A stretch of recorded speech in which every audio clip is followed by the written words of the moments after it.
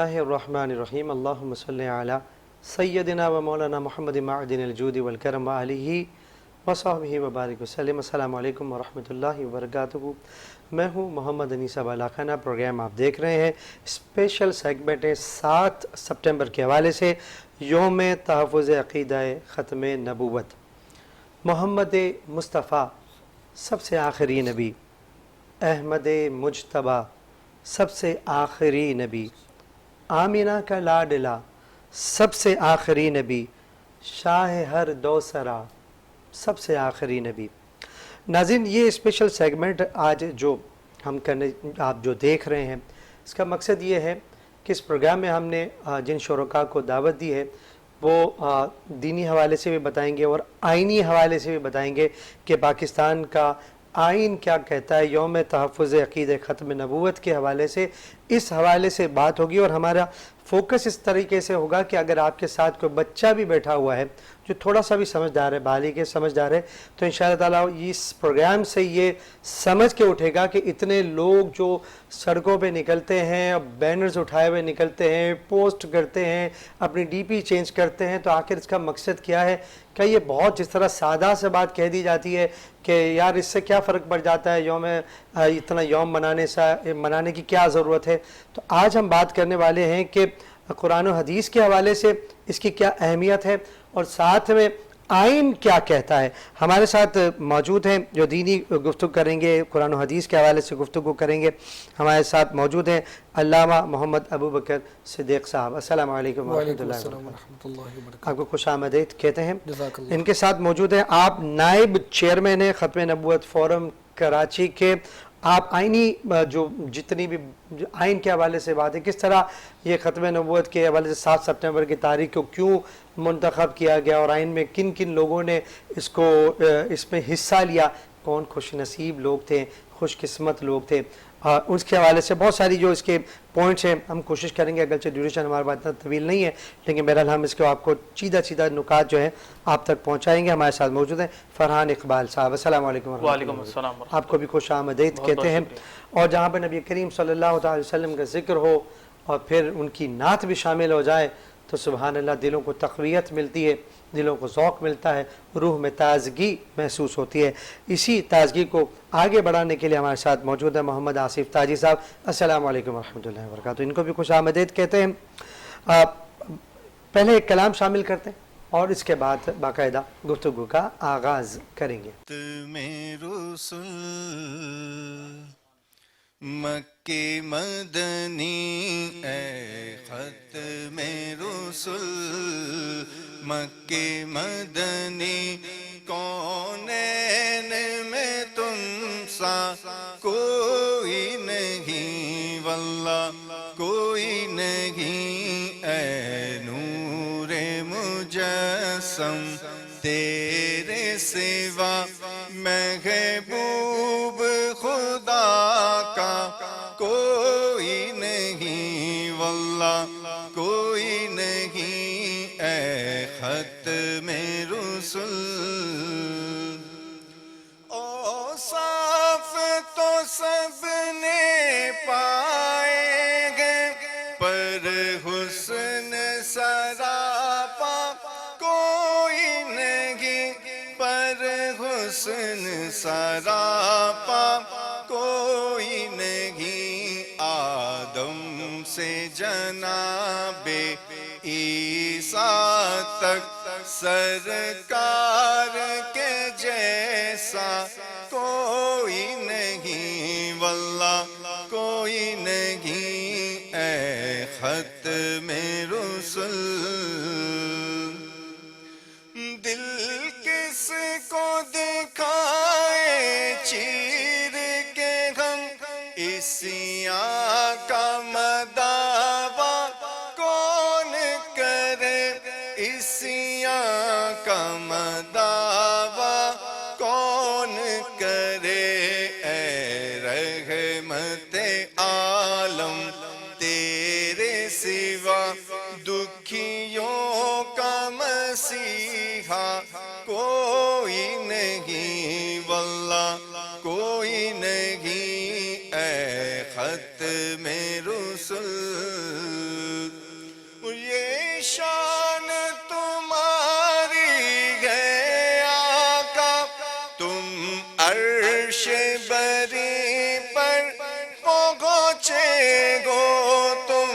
عرش بری پر پہنچے گو ذیشان نبی ہیں سب، لیکن معراج کا دولہا کوئی نہیں، واللہ کوئی نہیں، اے ختم رسل مکی مدنی، کونین میں تم سا کوئی نہیں، واللہ کوئی نہیں، اے ختم رسل۔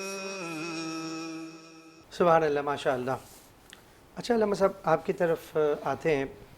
ہم جب عقیدے کی بات کرتے ہیں تو ایک اللہ پہ ایمان رکھنا، نبی کریم صلی اللہ علیہ وسلم کو، محمد مصطفیٰ صلی اللہ علیہ وسلم پہ ایمان لانا، پھر حج ہے، روزہ ہے، تو یہ عقیدہ ختم نبوت آج ہم دیکھتے ہیں کہ بڑی شد و مت کے ساتھ لوگ دن بھی مناتے ہیں، 7 سپٹمبر بھی ہیں، اور ہر طرف دنیا میں خاص طور پر سوشل میڈیا کے بعد تو بہت زیادہ دھومیں مچی ہوئی ہوتی ہیں کہ لوگ ختم نبوت کے ڈی پیز لگاتے ہیں، یہ سارے معاملات۔ تو یہ عقیدہ ختم نبوت کیا ہے اور اس کی کتنی اہمیت ہے؟ اعوذ باللہ من الشیطان الرجیم، بسم اللہ الرحمن الرحیم، نحمدہ ونصلی ونسلم علی رسولہ الکریم۔ سب سے پہلے تو یہ بات سمجھیں کہ جہاں اللہ تعالیٰ کو ایک ماننا ہر مسلمان پر لازم اور ضروری ہے، اور اللہ کی توحید پر ایمان لانے سے ہی انسان مسلمان ہوتا ہے، اسلام کی صفوں میں داخل ہوتا ہے، وہیں ایک بنیادی اور ضروری عقیدہ یہ بھی ہے کہ حضور علیہ الصلاۃ والسلام کو خاتم النبیین یعنی آخری نبی مانا جائے۔ اس کو اس طرح سمجھیں کہ پہلے اس مسئلے کی طرف بڑھنے سے پہلے ہم لفظ خاتم النبیین کا مطلب سمجھ لیں تو زیادہ آسانی ہو جائے گی کہ یہ عقیدہ کیوں ضروری ہے۔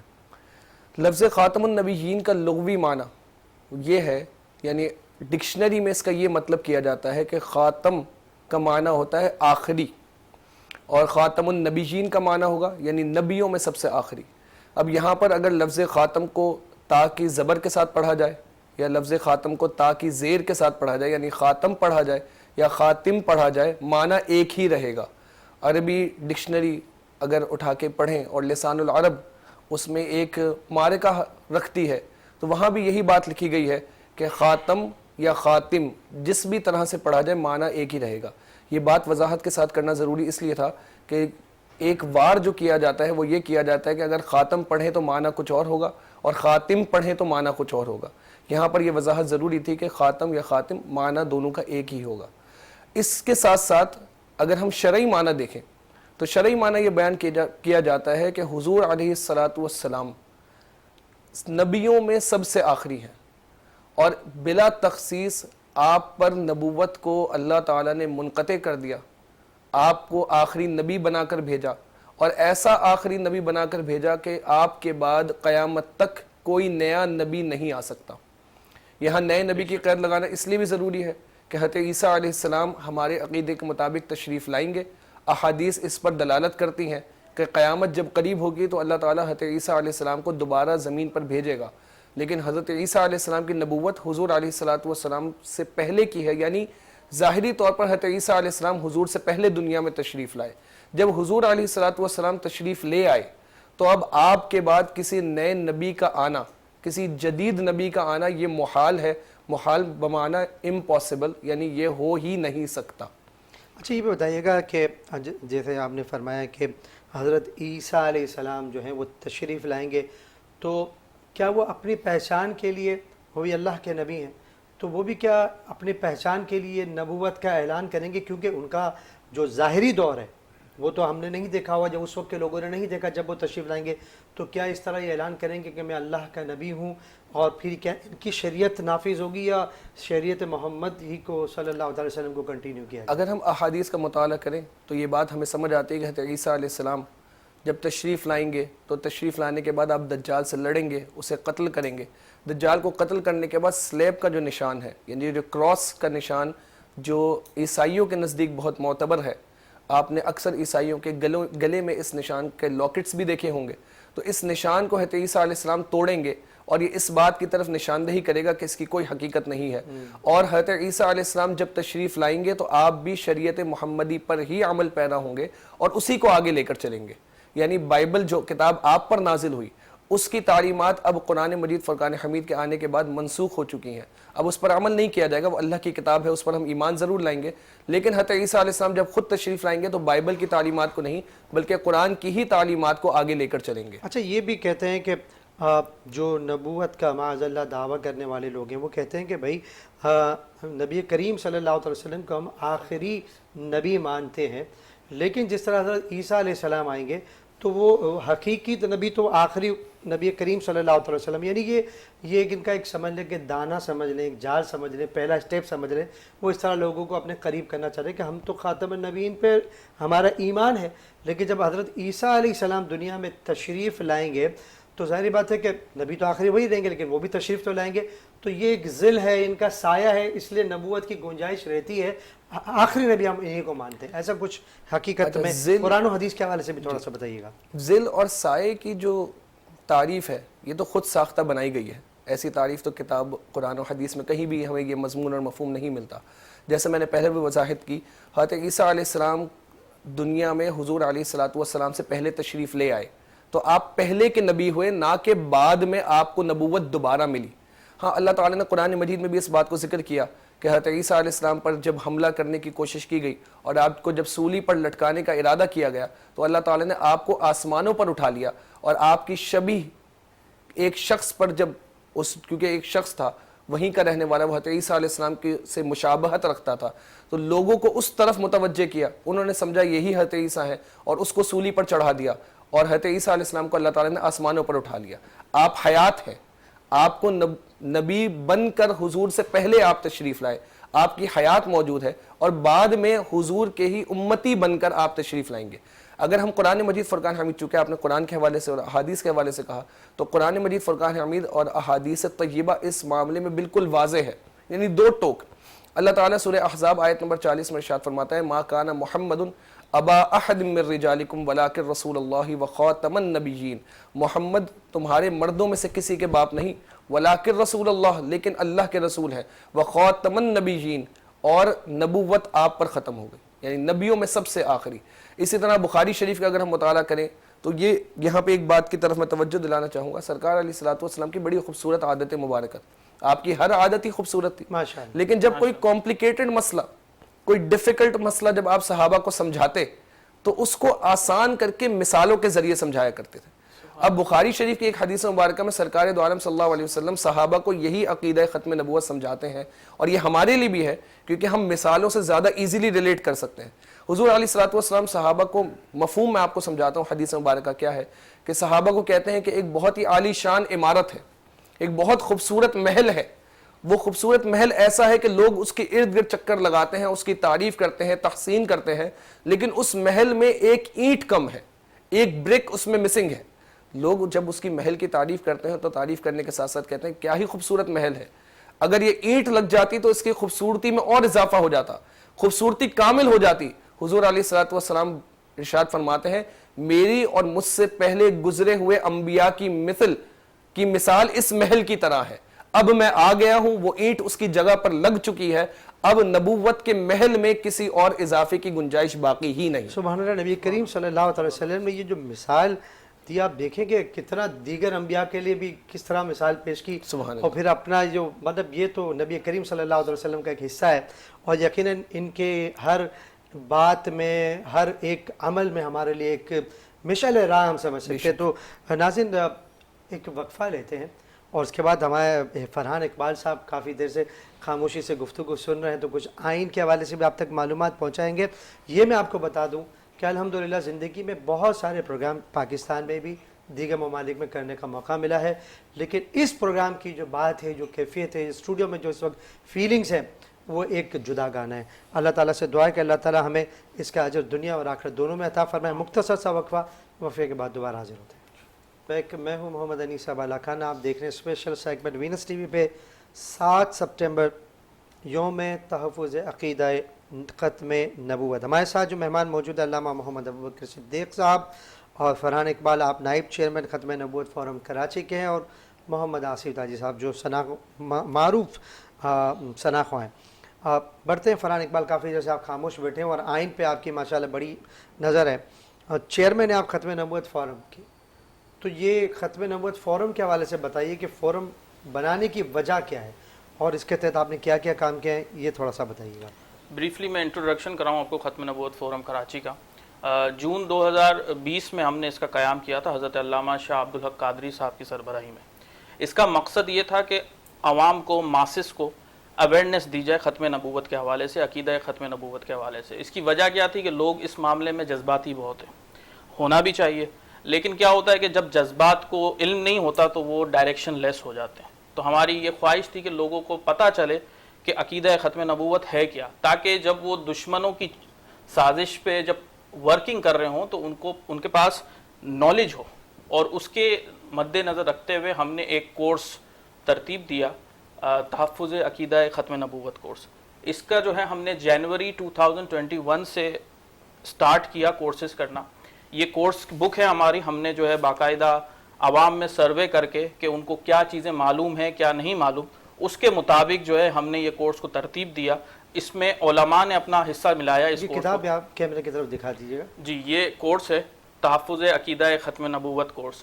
اچھا, اس کا یہ نصاب ہے اور یہ جو ہے اس کی جو ہے تقریباً 5 گھنٹے کی کلاسز ہوتی ہیں. تو اب وہ کیا ہوتا ہے کہ ہم نے مختلف اسکولز میں, انسٹیٹیوشنز میں, مدارس میں, مساجد میں, جیسے ان کی سہولت اس حساب سے وہاں پہ کورس کروائیں, اور ابھی تک ہم 160 کورسز کروا چکے ہیں. اچھا ماشاءاللہ, یہ بھی بتائیے گا کہ اس کتاب کے اندر صرف شرعی طور پر رہنمائی کی گئی ہے, آئین پاکستان کے حوالے سے بھی کچھ گفتگو کی گئی؟ جی, اس میں ہم نے یہی کیا ہے کہ پہلے تو اس میں جو شرعی رہنمائی ہے وہ فراہم کی ہے, اور اس کے بعد جو ہے لاسٹ میں اس میں پاکستان, اسپیسیفک ٹو پاکستان, جو آئینی اس میں پوزیشن ہے ختم نبوت کے حوالے سے, کیونکہ پاکستان کا آئین ایک انفرادیت رکھتا ہے اس حوالے سے کہ اس کے آئین میں مسلمان کی تعریف موجود ہے, یہ موجود ہے. اور پاکستان کا قانون جو ہے تعزیرات جس کو کہتے ہیں, پاکستان پینل کوڈ, اس میں کیا پوزیشن ہے اس ایسے لوگوں کی کہ جو اس عقیدے کے منکر ہیں. ٹھیک ہے, اس کے حوالے سے بات کریں گے. میں چاہ رہا ہوں کہ گفتگو کو آگے بڑھانے سے پہلے تھوڑا سا یہ بتائیے گا کہ آپ فیس بک پہ موجود ہیں آپ کی؟ جی, اور آپ ممبرشپ بھی کر لیتے ہیں اگر کسی کو ممبر بننا تو. ناظرین, بڑی اچھی بات ہے, اللہ تعالیٰ ان کو جزا عطا فرمائے. تو یہ بریفلی آپ کو بتا دیا گیا. اب تھوڑا سا آئین کے حوالے سے بات کریں گے. مسلمان کی تعریف, ایک تو شرعی طور پہ ہمارے ساتھ قبلہ موجود ہے, تو وہ, اور میرے خیال سے اسکول میں بھی سب کو مسلمان کی تعریف کے حوالے سے بتایا جاتا ہے, لیکن کیا ہی بہتر ہو اگر آپ آئین پاکستان کے حوالے سے مسلمان کی کیا تعریف کی گئی یہ بتا دیجیے. اچھا, آئین پاکستان کا آرٹیکل ہے 260, سب آرٹیکل 3 اور سب آرٹیکل A. تو میں انگلش میں اردو دونوں میں پڑھ کے سنا دیتا ہوں, جس میں یہ کہا گیا ہے کہ مسلم means a person who believes in the unity and oneness of Almighty Allah, in the absolute and unqualified finality of the prophethood of Muhammad sallallahu alaihi wasallam, the last of the prophets, and does not believe in or recognize as a prophet or religious reformer any person who claimed or claims to be a prophet in any sense of the word or of any description whatsoever after Muhammad sallallahu ta'ala alaihi wasallam. Urdu میں مسلم سے کوئی ایسا شخص مراد ہے جو وحدت و توحید قادر مطلق اللہ تبارک و تعالی خاتم النبیین حضرت محمد صلی اللہ علیہ وسلم کی ختم نبوت پر مکمل اور غیر مشروط طور پر ایمان رکھتا ہو, اور پیغمبر یا مذہبی مصلح کے طور پر کسی ایسے شخص پر نہ ایمان رکھتا ہو نہ اسے مانتا ہو جس نے حضرت محمد صلی اللہ تعالی علیہ وسلم کے بعد اس لفظ کے کسی بھی مفہوم یا کسی بھی تشریح کے لحاظ سے پیغمبر ہونے کا دعویٰ کیا ہو یا جو دعویٰ کرے. سبحان اللہ, بہت زبردست کی تو بات کی ہوئی. اس میں تو میں سمجھتا ہوں کہ ڈیبیٹ کی گنجائش ہی نہیں رہتی ہے, بہت جامع. اچھا, یہ بتائیے گا کہ یہ جو تعریف بیان کی گئی ہے تو یقیناً آئین میں سب نے مل کر یہ کام کیا ہوگا. تو سب سے پہلے یعنی اس گفتگو کے بعد پہلے یہ بتائیے گا کہ آئین کے حوالے سے گفتگو تو ہم جاری رکھیں گے. 7 سپٹمبر یہ تاریخ چننے کی اتفاقیہ ہے کہ 7 سپٹمبر آ گئے تو ہم نے 7 سپٹمبر رکھ دی, یہ کوئی خاص اس کی وجہ بنتی ہے یہ بتائیے گا. دوسرا یہ بتائیے گا کہ یہ راتوں رات کوئی امینڈمنٹ کے جیسے آج کل بھی ہو جاتا ہے نا, کسی بھی سیاسی جماعت میں کوئی تحریک آ گئی ہے, آگے راتوں رات ہوئی اور پٹ اپ بیک گراؤنڈ تو چل رہا ہوتا ہے لیکن بہرحال اچانک سے نمودار ہو جاتی ہے. اس طرح اچانک ہوئی ہے کس طرح, تھوڑا سا بیک گراؤنڈ بتائیے گا. اچھا 7 ستمبر 1974 ہے کیا؟ پہلے تو اس کو سمجھ لیجئے یہ پاکستان کی آئینی اور جمہوری تاریخ کا ایک سنہرا باب ہے. بے شک. دیکھیں ہمارے یہاں پہ ملک میں لوگوں کو پتہ ہے کہ جو جمہوریت کے معاملات کس طریقے سے ہیں, کیسے سیاسی پارٹیز آپس میں جو ہے وہ اختلافات کرتے ہیں اور اس کو کہاں تک لے کر جاتے ہیں. لیکن اس 7 ستمبر 1974 کی آئینی ترمیم کا سب سے بڑا جو کام ہے اور جو ایک انفرادیت ہے وہ یہ ہے کہ یہ یونینیمسلی پاس ہوئی تھی, یعنی کہ کسی ایک نے بھی اس کی مخالفت نہیں کی تھی. اور یہ عبدالحفیظ پیرزادہ صاحب جو اس وقت لاء منسٹر تھے, یہ بات انہوں نے خود آن دی ریکارڈ موجود ہے جو پارلیمنٹ کے منٹس میں موجود ہے. اب آپ آ جائیے کہ کیا جو آپ نے سوال پوچھا 7 ستمبر 1974 کا جو واقعہ ہوا, جو معاملہ ہوا, اس کی سگنیفیکنس کیا ہے, یعنی کہ اس کی ڈیٹ کی کیا سگنیفیکنس ہے. دیکھیں اس کا پورا ایک بیک گراؤنڈ ہے. اس کا بیک گراؤنڈ یہ ہے کہ پہلے اپریل, میں معذرت خواہ ہوں, میں پاکستان قیام پاکستان پہ آؤں گا. دیکھیں جو ختم نبوت کے منکرین تھے ان کے اوپر تو علماء نے جو ہے وہ ارتداد کا, مرتد ہونے کا فتویٰ تو پہلے سے دیا ہوا تھا. جب پاکستان کا قیام ہوا, پاکستان ایک مسلم سٹیٹ تھا, مسلمانوں کے لیے اس کا قیام ہوا, لیکن ہوا یوں کہ جو کلیدی عہدوں پہ آ کر کچھ ایسے منکر بیٹھ گئے کہ جنہوں نے پھر اپنے اختیارات کا غلط استعمال کیا اور اس کو استعمال کرتے ہوئے جو ان کے ماننے والے تھے ان کو نوازنا شروع کر دیا, جس کی وجہ سے ہوا کیا کہ جو میجورٹی طبقہ تھا مسلمانوں کا ان کا استحصال ہونے لگا. اس کے بعد 1953 میں ایک تحریک چلی, تحریک ختم نبوت, جس کو اس وقت جو ہے وہ زور سے جو ہے وہ مارشل لاء کے ذریعے روک دیا گیا. وہ پھر تحریک دب گئی. لیکن پھر اس کے بعد 29 میں 1974 کو ایک واقعہ ہوتا ہے. وہ کیا واقعہ ہوتا ہے کہ کچھ اسٹوڈنٹس نشتر میڈیکل کالج ملتان کے وہ ربوہ اسٹیشن پہ پہنچتے ہیں. وہاں پہ ختم نبوت کے منکرین اپنا لٹریچر تقسیم کرتے ہیں جس کی وہ مزاحمت کرتے ہیں, لینے سے منع کر دیتے ہیں, جس پہ جو ہے وہ شدت ہو جاتی ہے. اور پھر وہ جو منکرین تھے, کیونکہ وہ اسٹیشن ان کا تھا, وہاں پہ سٹاف بھی ان کا تھا, ان کو یوز کر کے ان بچوں کے اوپر جو 60 کے قریب تھے ان کے اوپر حملہ کیا جاتا ہے اور ان کو جو ہے زخمی کیا جاتا ہے, تشدد کیا جاتا ہے. اس کے بعد جب اگلے دن یہ خبر پھیلتی ہے, پورے پاکستان میں یہ خبر پھیل جاتی ہے اور پورے پاکستان میں اس کی وجہ سے احتجاج ہو جاتا ہے. اور کیونکہ یہ پنجاب کے اندر معاملہ ہوا تھا تو پنجاب اسمبلی میں بھی اس کا شور مچ جاتا ہے, قومی اسمبلی میں بھی شور مچ جاتا ہے. اس وقت پاکستان میں پیپلز پارٹی کی حکومت تھی جس کے وزیر اعظم ذوالفقار علی بھٹو صاحب تھے. ذوالفقار علی بھٹو صاحب نے 12 جون کو قوم سے خطاب کیا اور انہوں نے کہا کہ وہ ختم نبوت کے اوپر مکمل ایمان رکھتے ہیں اور یہ مسئلہ ہم حل کریں گے. اور کیونکہ اس وقت پارلیمنٹ کا سیشن بجٹ سیشن چالو تھا اور بجٹ سیشن جب ہوتا ہے اس دوران کوئی اور جو ہے وہ بزنس نہیں کیا جا سکتا, یہ رولز آف دی گیم ہے, یہ سب کو پتا تھا. اس وقت جو لوگ تھے ان کو بھی پتا تھا. تو اس کے بعد انہوں نے کہا کہ ٹھیک ہے ہم اس مسئلے کو اس بجٹ سیشن کے بعد کریں گے. اور اس کے بعد 30 جون 1974 کو, میں بہت بریفلی اس کو ایکسپلین کر رہا ہوں, ڈیٹیل تو بہت زیادہ ہے. 30 جون 1974 کو حضرت علامہ شاہ احمد نورانی صدیقی نور اللہ مرقدہ نے وہ قرارداد پاس کروائی, وہ پیش کی قرارداد, جس قرارداد کی روح سے ختم نبوت کے منکرین کو غیر مسلم اقلیت قرار دینے کے لیے ورکنگ کی گئی. اس کے نتیجے میں ہوا یہ کہ اسپیکر آف دی ہاؤس نے پورے ہاؤس کی ایک کمیٹی بنا دی جس کو اسپیشل کمیٹی کہتے ہیں. اس اسپیشل کمیٹی کا جو کام تھا وہ یہ تھا کہ قادیانیوں کا جو سٹیٹس ہے اس پہ جو ہے وہ بات کریں کہ کیا یہ ملت اسلامیہ کے رکن ہیں کہ نہیں ہیں. اور اس کمیٹی کی سب سے بڑی خصوصیت دیکھیں, یہ جمہوریت, یہ جتنے بھی چیمپئن جمہوریت کے ان کو یہ سمجھنا ہوگا کہ اس وقت مسلمز میجورٹی میں تھے, مسلمز تیش میں تھے, اس کے باوجود ان اقلیتوں کو, ختم نبوت کے منکرین کو پارلیمنٹ میں بلایا گیا اس اسپیشل کمیٹی میں اور ان کو 50 گھنٹے دیے گئے, 50 گھنٹے اپنا موقف پیش کرنے کے لیے. 11 دن اس میں مرزا ناصر احمد پیش ہوا, 2 دن جو ہے لاہوری گروپ کے سربراہ پیش ہوئے, لیکن وہ اپنی بات کو ثابت نہیں کر سکے, یعنی کہ اپنے آپ کو ملت اسلامیہ کا ڈیبیٹ ان کی رہی 50 گھنٹے. جی یہ ڈیبیٹ چلی تھی 50 گھنٹے. تو یہ ان کی جو کراس کوشچننگ ہوئی تھی, یہ ٹوٹل پھر بعد میں جو ڈسکشن بٹوین دی ممبرز ہوئی تھی وہ الگ تھی, وہ الگ تھی, اور وہ تقریباً یہ 120 گھنٹے کی ڈیبیٹ تھی, اور یہ پورے جو منٹس ہیں یہ پبلک ہو چکے ہیں, انٹرنیٹ پہ بھی موجود ہیں, اور پارلیمنٹ میں جو چلا جائے تو وہاں پہ بھی ان کو مل سکتا ہے, وہ پڑھ سکتے ہیں کہ کیا کیا اعتراضات کیے گئے تھے, اس کے کیا کیا جواب دیے گئے تھے.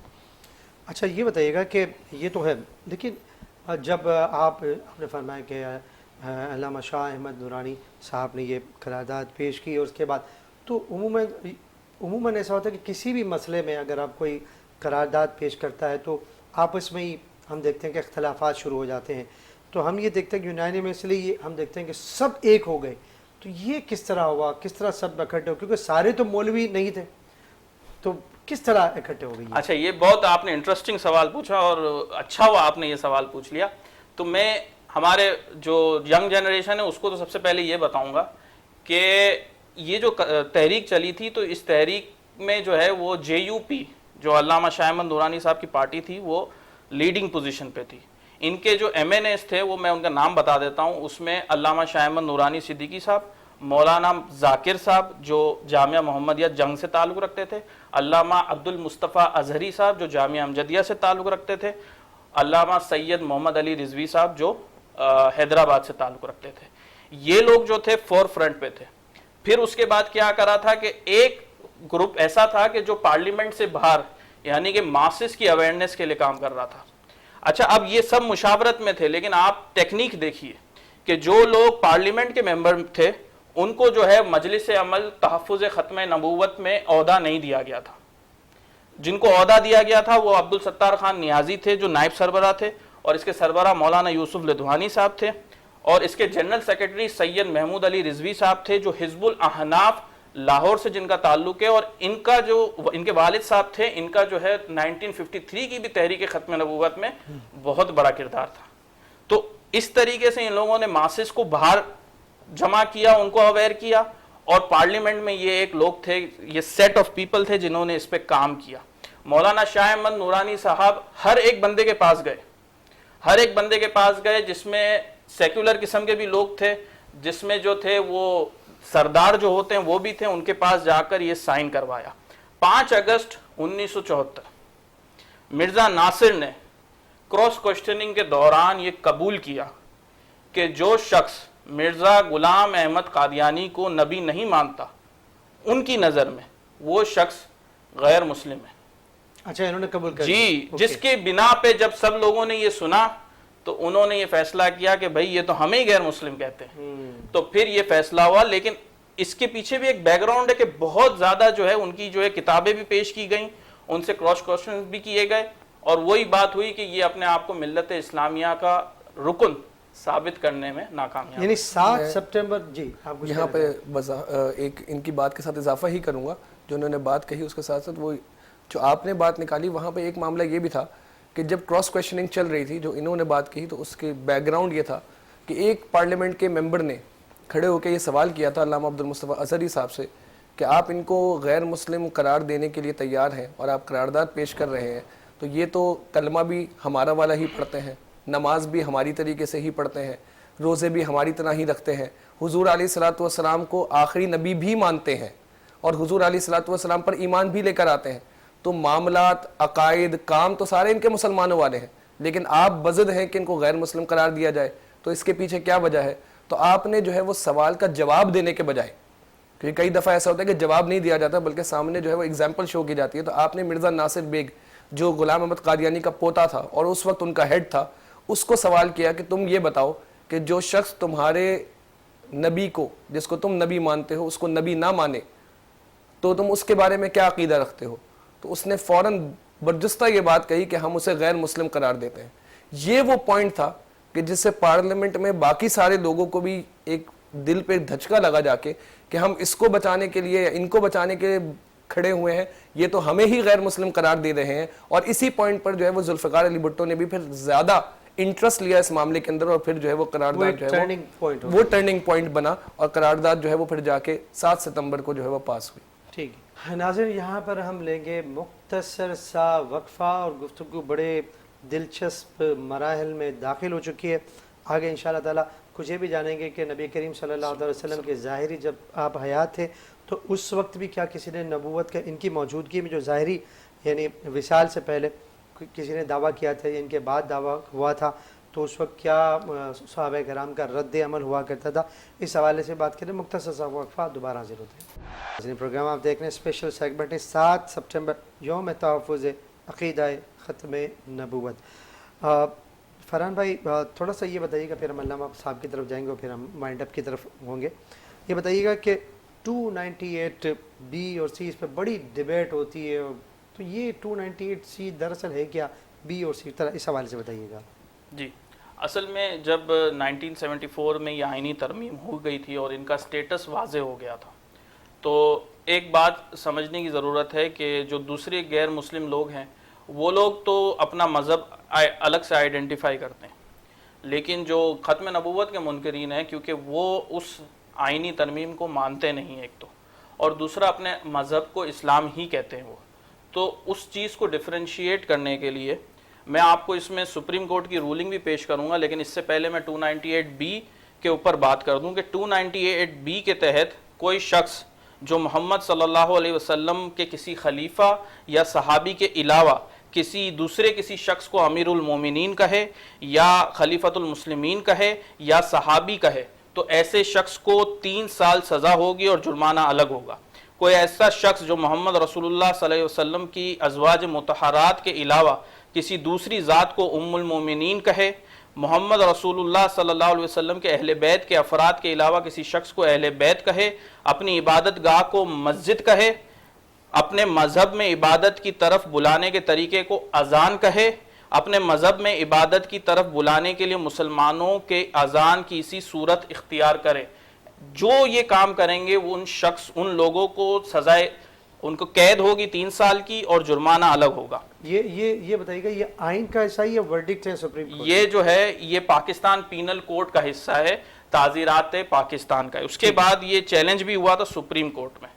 سپریم کورٹ کا بہت ہی مشہور ورڈکٹ ہے ظہیر الدین ورسز اسٹیٹ 1993، جس میں سپریم کورٹ نے یہ کہا کہ قادیانیوں کے، کیونکہ پاکستان کا آئین ہیومن رائٹس کے لیے بھی بڑا اسپیسیفک ہے، وہ دیتا ہے رائٹس، یعنی کہ لوگوں کو اپنے مذہب کی جو پریچنگ ہے اور جو اس پہ فالو کرنا ہے اس کی آزادی ہے پاکستان کے اندر، لیکن سپریم کورٹ نے یہ کہا کہ کیونکہ قادیانی دھوکے باز ہیں، وہ اسلام کے لبادے میں دھوکہ دیتے ہیں، تو اسی لیے ان کے کوئی رائٹس نہیں ہیں۔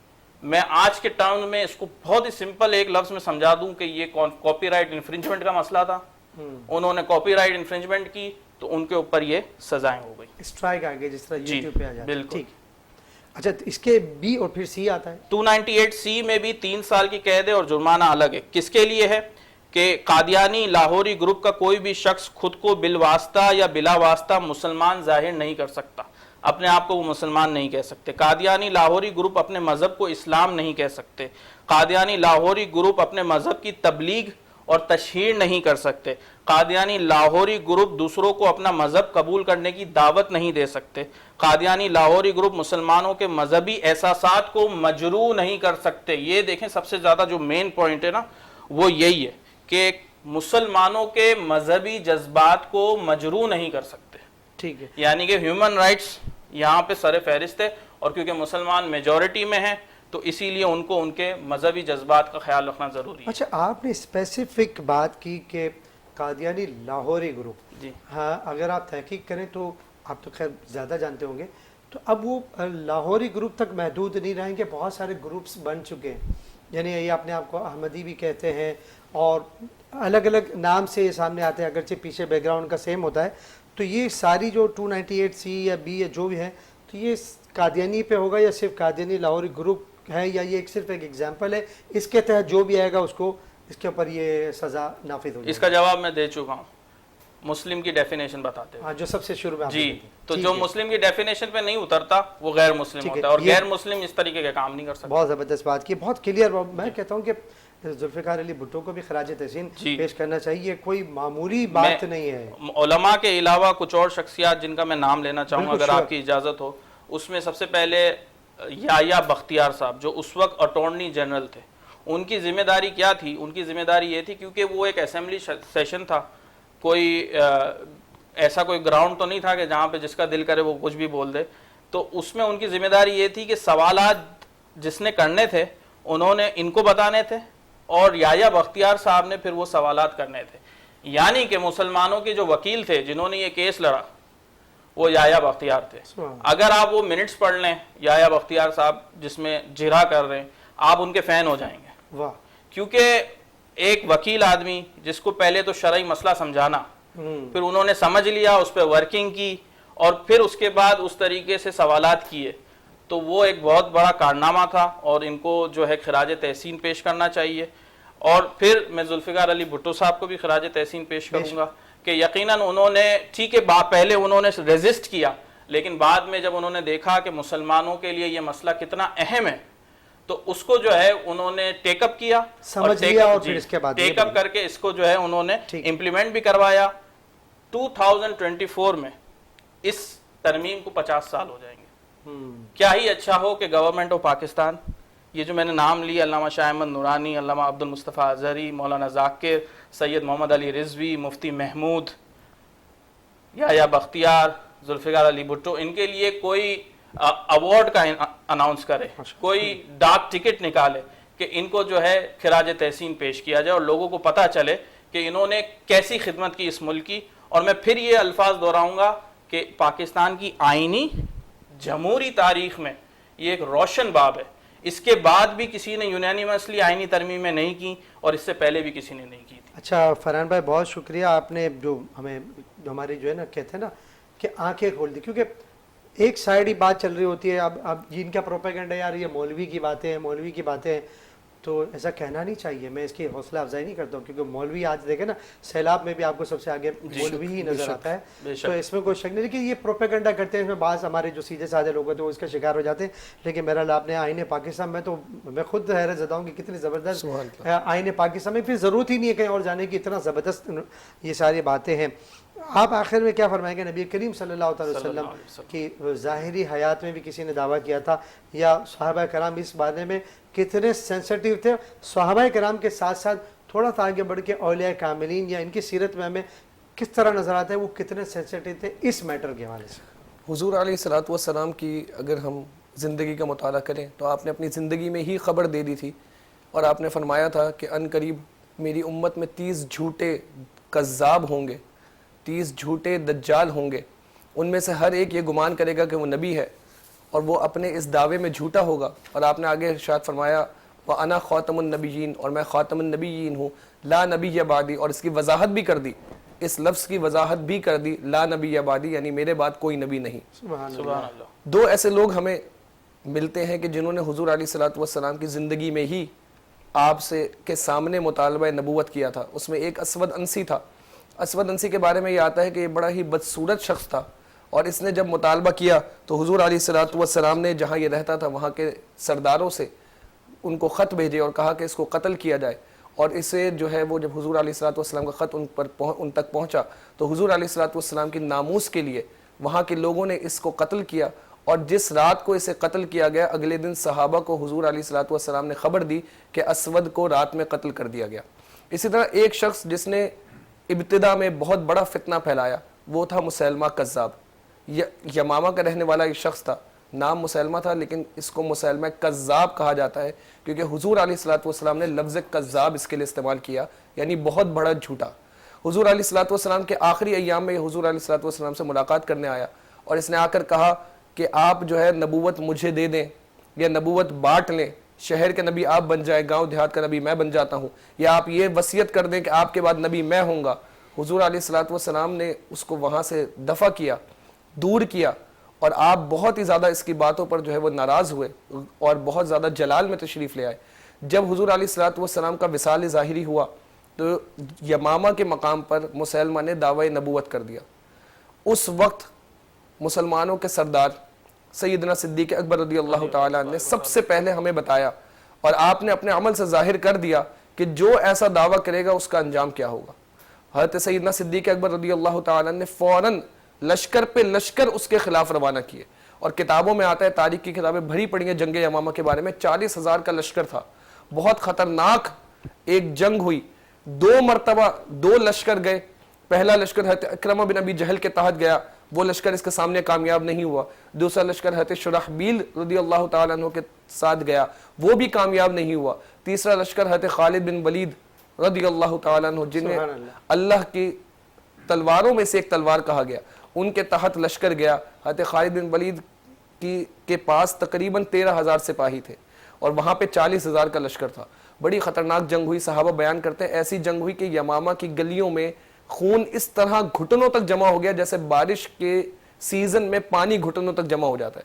آپ سوچیں کتنا خون بہا ہوگا کہ گھٹنوں تک خون جمع ہو گیا، اور 1200 صحابہ نے اپنی جانیں حضور علیہ الصلوۃ والسلام کی ناموس کے لیے اور عقیدہ ختم نبوت کے لیے اللہ تعالیٰ کے حوالے کر دی اور جام شہادت نوش کیا۔ 1200 صحابہ، جس میں 700 صحابہ ایسے تھے کہ جو حفاظ تھے، قرآن کے پکے حافظ تھے۔ اسی جنگ میں حضرت عمر فاروق رضی اللہ تعالیٰ عنہ کے بھائی حضرت زید بن خطاب رضی اللہ تعالیٰ عنہ بھی اسی جنگ میں شہید ہوئے، اور سامنے لشکر ایسا ہوا کہ مسلمہ کو بھی قتل کیا اور 40,000 میں سے 21,000 کو واصل جہنم کیا۔ زبردست۔ آپ اگر جنگ بدر دیکھیں، صحابہ کی تعداد اتنی نہیں ہے شہید ہونے والے، احد میں، خندق میں، لیکن اس جنگ میں صحابہ نے بڑھ چڑھ کے حضور کی ناموس کے لیے اپنی جانوں کے نذرانے پیش کیے اور ثابت کر دیا کہ تا قیامت کوئی بھی یہ دعویٰ کرے گا وہ اپنے دعوے میں جھوٹا ہوگا، کذاب ہوگا، اور اس کو اس کے دعوے میں اس کے رد کیا جائے گا اور اس کی بات نہیں مانی جائے گی، کیونکہ ہمارے علماء نے اس بات پر متفقہ طور پر یہ فیصلہ کر دیا قرآن و حدیث کی روشنی میں کہ تا قیامت حضور علیہ الصلوۃ والسلام کے بعد کوئی نیا نبی آ ہی نہیں سکتا، یہ محال ہے۔ بہت بہت شکریہ علامہ محمد ابو بکر صدیق صاحب، فرحان اقبال صاحب، آپ کا بھی شکریہ، آصف تاجی آپ کا بھی بہت شکریہ۔ ناظرین، اعلیٰ حضرت فرماتے ہیں کروں تیرے نام پہ یہ جاں فدا، نہ بس ایک جاں دو جہاں فدا، دو جہاں سے بھی نہیں جی بھرا، کروں کیا کروڑوں جہاں نہیں۔ بڑا حساس یہ معاملہ ہے، اور آج کے اس پروگرام میں ہم یہ بھی سمجھ پائیں کہ دیکھیں قانون کو کسی بھی صورت میں ہاتھ میں لینے کی ہمیں ضرورت نہیں، انڈیویجول ایز اے انڈیویجول قانون یہاں پر موجود ہے۔ آپ نے کسی بھی معاملے میں آپ نے قانونی طور پہ چارہ جوئی کرنی ہے، آپ نے پولیس سے رابطہ کرنا ہے، آپ نے کورٹ سے رابطہ کرنا ہے، انفرادی طور پر یہ آپ کی ذمہ داری ہے کہ جو آئین اتنی زبردست اس کی ڈیفینیشن بیان کی گئی ہے کہ میں سمجھتا ہوں کہ قلم توڑ دیا ہے، اس کے بعد جگہ نہیں بچتی ہے۔ اور جہاں آپ کا صرف یہ آپ کا اور ہمارا یہ کام ہے کہ اگر خدا نہ خواستہ کوئی ایسا معاملہ ہمارے سامنے آتا ہے تو ہم اس کو قانون کے حوالے کریں، اور قانون پھر آگے جانے، آپ کا کام قانون تک اس کو پہنچانا ہے، اس کی کمپلین کرنا ہے، قانون ہاتھ میں لینا یہ آپ کا ہماری ذمہ داری نہیں ہے۔ تو یہ بات آپ طے کریں، لیکن اپنے بچوں کو، جو بڑے لوگ سن رہے ہیں، اپنے بچوں کو ختم نبوت کے حوالے سے۔ انیس بھائی، میں آپ کو ایک اور پوائنٹ اس پہ بتاتا ہوں، کیونکہ آپ نے جو ہے وہ ماں باپ کو یہ ترغیب دی کہ وہ بچوں کو ختم نبوت کے اوپر بات کروائیں یا سکھائیں۔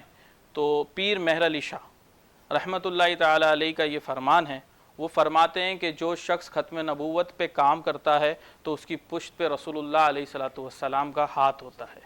تو یہ ہمارے لیے مشعل راہ ہے، یہ جو ان کا فرمان ہے اس کو سنیے، سمجھیے اور آگے بڑھیے۔ اور جس طریقے سے ہم دین اور دنیا میں اسپیشلی اپنے ذہن کو استعمال کرتے ہیں پیسے کمانے کے لیے، تو دین کی ترویج و اشاعت کے لیے بھی اسی طریقے سے ہم آگے بڑھیں اور کام کریں، بڑھ چڑھ کے حصہ لیں اس میں۔ جتنا حساس یہ معاملہ ہے، شاید آج کی اس انفارمیشن کے دور میں، یعنی ہم کہتے ہیں نا تعلیمی دور، تربیتی دور گزر چکا، اب صرف تعلیمی دور رہ گیا ہے۔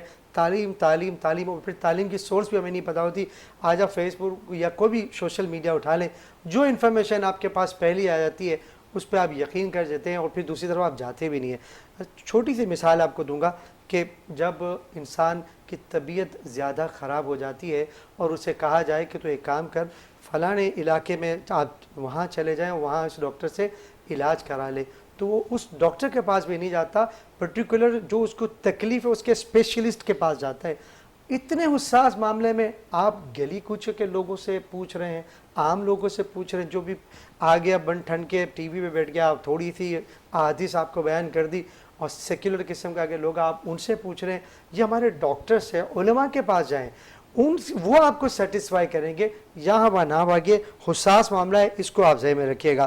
تو ایک مرتبہ پھر شرکا کا میں شکریہ ادا کروں گا۔ 7 سپٹمبر یوم تحفظ عقیدہ ختم نبوت، اس کو بھرپور طریقے سے اپنے گھروں میں منائیے، اپنے سوشل میڈیا پہ اس کو منائیے، اور ہر جگہ پہ اس کا چرچا کیجئے کہ نبی کریم صلی اللہ علیہ وسلم کا جو ذکر خیر کرتا ہے اللہ تعالیٰ دین و دنیا میں اسے بلندی عطا فرماتا ہے۔ ایک مرتبہ بات پھر میں ریپیٹ کر دوں کہ آج کا پروگرام میرے لیے بڑی اہمیت کا حامل ہے، بہت کچھ سیکھنے کو ملا۔ تو اسی پہ اپنے میزبان محمد انیس صاحب اللہ خانہ کو اجازت دیجیے، محمد آصف تاجی ہمارے ساتھ موجود ہے، یہ کلام پیش کریں گے اور اسی دوران ہمارے اس پروگرام کا اختتام ہو جائے گا۔ لب پر نعت پاک کا نغمہ کل بھی تھا اور آج بھی ہے، میرے نبی سے میرا رشتہ کل بھی تھا اور آج بھی ہے، اور کسی جانب کیوں جائیں اور کسی کو کیوں دیکھیں، اور کسی جانب کیوں جائیں اور کسی کو کیوں دیکھیں، اپنا سب کچھ گنبد خضرا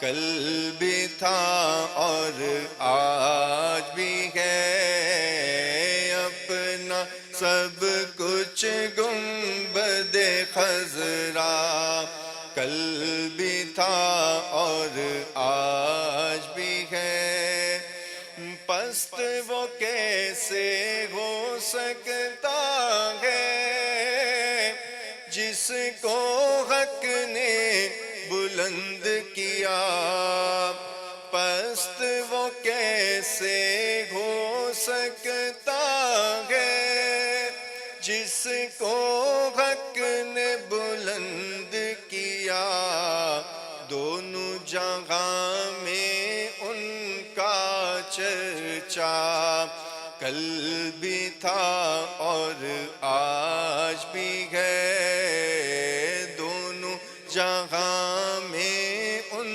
کا چرچا کل بھی تھا اور آج بھی ہے، بتلا دو گستاخ نبی کو غیرت مسلم زندہ ہے، بتلا دو گستاخ نبی کو غیرت مسلم زندہ ہے، ان پہ مر مٹنے کا جذبہ کل بھی تھا اور آج بھی ہے، ان پہ مر مٹنے کا جذبہ کل بھی تھا اور آج بھی ہے، میرے نبی سے میرا رشتہ کل بھی تھا اور آج بھی